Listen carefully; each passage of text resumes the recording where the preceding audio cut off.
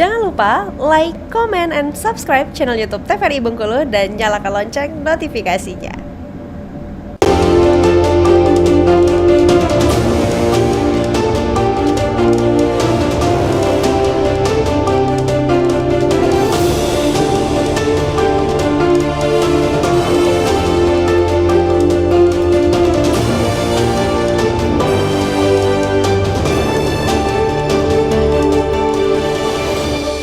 Ya, terima kasih Anda kembali menyaksikan Brando TVRI Bengkulu. Sebelum saya ke Bang Baim, saya ingin berikan kesempatan lagi ke Pak Ridwan untuk mungkin menambahkan kembali jawaban yang sebelumnya dari Pak Edi tadi masalah pengelolaan sampah. Silakan Pak. Ya, jadi memang ya strategi untuk yang paling murah itu ya, kita rencanakan nanti kita hidupkan lagi di tahun ini lomba Bengkulu Bisa begitu.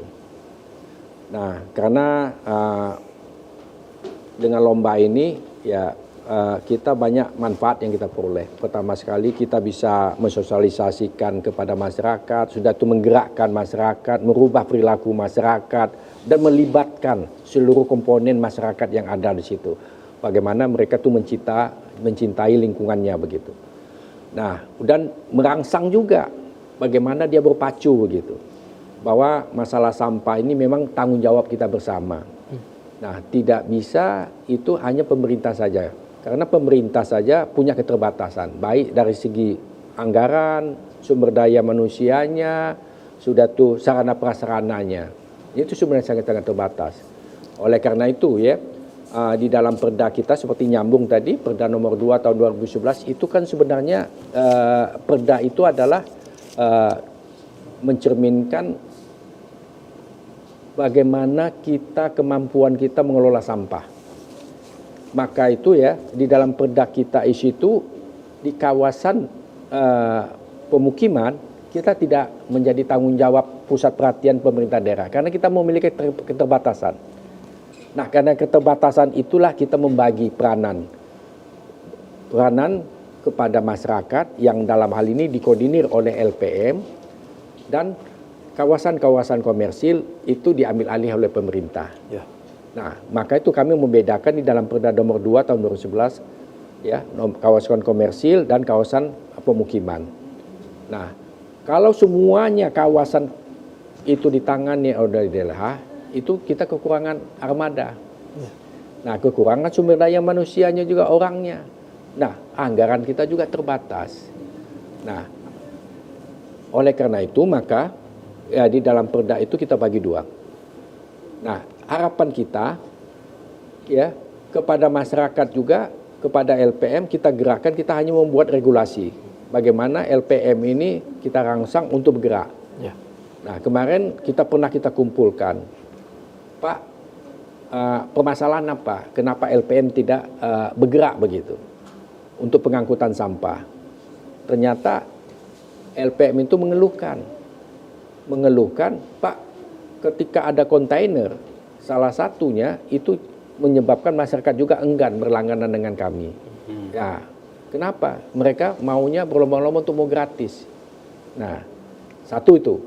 Nah, akibatnya memang kontainer ini pada saat itu menjadi bahan permasalahan kita juga. Di satu sisi ya, di dalam perda memang benar. Sebelum dibawa ke TPA itu di kawasan ya, katakanlah di kelurahan atau di kecamatan itu ada TPST, tempat pengelolaan terpadu begitu.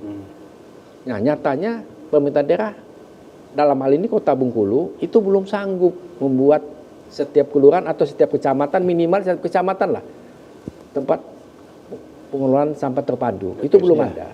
Jadi memang juga mungkin ini berhubungan juga dengan Bang Baim tadi ya, bicara soal sedikit beririsan mengenai sosial budaya. Mungkin menanggapi jawaban tersebut dari Pak Ridwan tadi seperti apa kira-kira melihatnya? Ya, kalau sosial budaya ini Bang, artinya ya kita harus memetakan apa sih maunya masyarakat gitu ya. Kebutuhan masyarakat itu apa sih untuk penanganan sampah ini. Dan terus penting juga pelibatan masyarakat ini kan ini yang harus kita pastikan. Pelibatannya itu ya harus aktif. Pelibatan masyarakatnya itu harus partisipatif dan aktif gitu ya. Artinya dalam proses bagaimana penanganan pengelolaan sampah dari perencanaan gitu ya Pak, kemudian pelaksanaan gitu ya, sampai ke proses pembelajarannya juga harus kita libatkan masyarakat. Itu yang berkaitan dengan sosial budaya gitu ya. Nah, tentu harus ada satu site misalkan, satu lokasi kalau mau dikaitkan dengan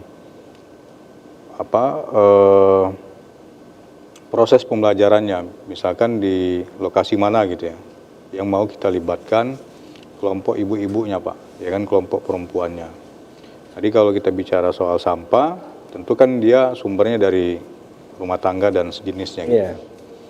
Artinya kan kita bisa memetakan di mana lokasi-lokasi gitu ya, yang sampah rumah tangganya itu yang dia presentasinya sangat tinggi, ya kan. Nah, terus itu nanti kita bisa obrolin gitu ya, bisa kita diskusikan dengan LPM-nya, kemudian dengan masyarakatnya. Tentu di situ butuh ya keseriusan, butuh pembagian peran gitu ya, antara pemerintah, kemudian LPM, masyarakat. Tentu kami nanti dari lembaga non pemerintah juga bisa memainkan peran di situ ya kan, memainkan peran untuk